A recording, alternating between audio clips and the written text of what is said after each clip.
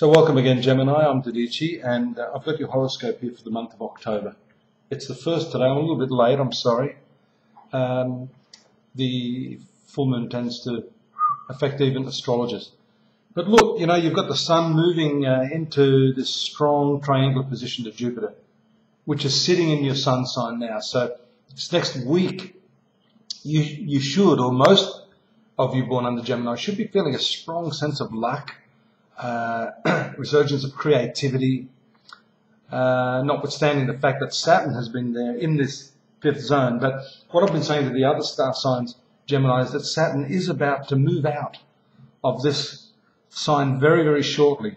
And according to Eastern astrologers, the transit of Saturn into your sixth house is far, far better than what it's been doing there for the last 2.5 years in the fifth house of your horoscope. So relationship issues, creativity issues, just generally your peace of mind has been affected by that planet, and this should show a lifting of that. Many of you will be feeling that even now, particularly because you've got this beneficial glance of Jupiter on that sector of the zodiac, and along with the Sun, Jupiter trine, what we call the triangular position, 120-degree aspect, which is excellent for you.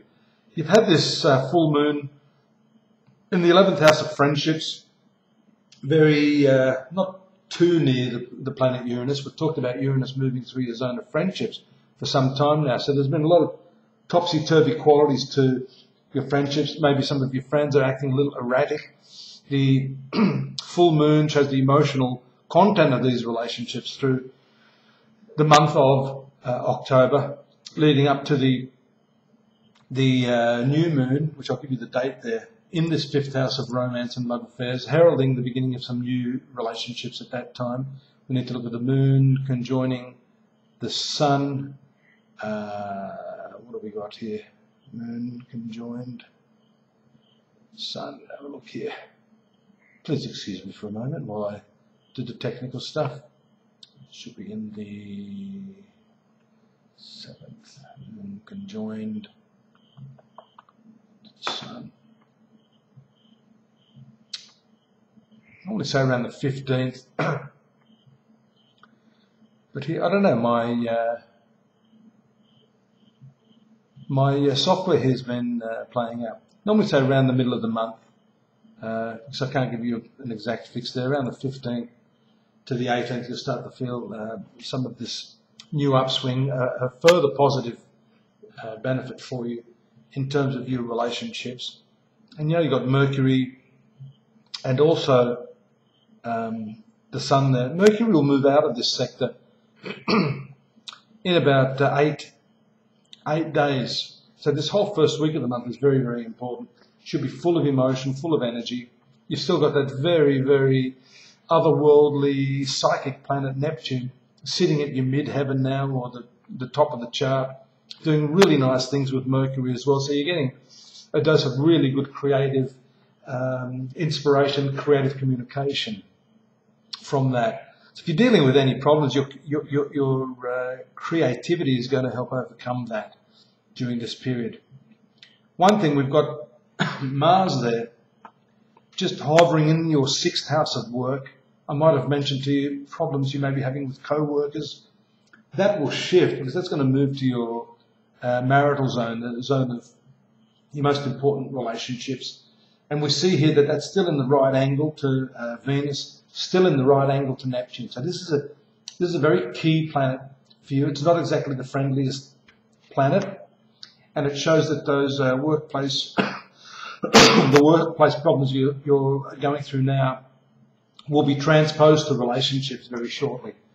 So you need to understand that, astrology teaches that it's not a matter of getting rid of problems forever and ever, amen. I mean, once you clear one problem, there's going to be another one. So the secret here is just keep practicing the art of communication, which you're the master of, being the sign of Gemini, and applying that creatively to the relationships during this cycle, which you're going through throughout October. Now, let me just look at this. I'm curious about this.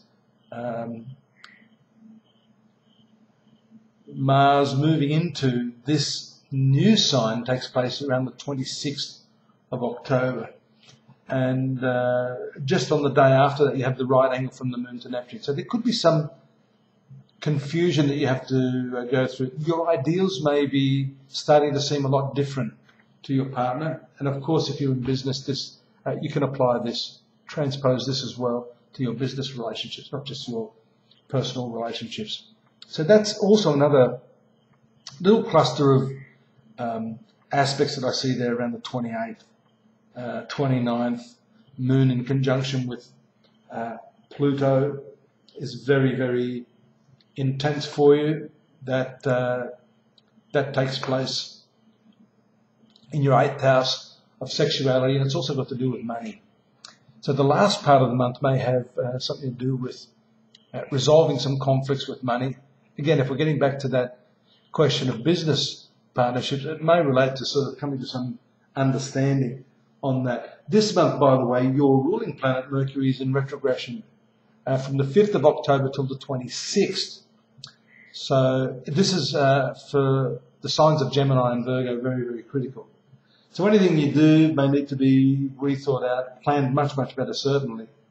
Otherwise, you're going to have to maybe rehash it all again and go through it. So think carefully. I'd say up till the last week of the month, if you've got any serious discussions or contractual arrangements to work through, it may be best to plan your work first, then work your plan in the very last week of the month. I hope this has been of help to you.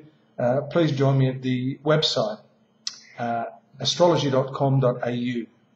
We have a textual monthly reading as well that goes into a bit more in depth in terms of all of these aspects. I'm just skimming over the surface for you just to give you a bit of a feedback on what's going on, and I'd love to have your company there. And again here next month. Take care. Thanks for joining. Bye bye now.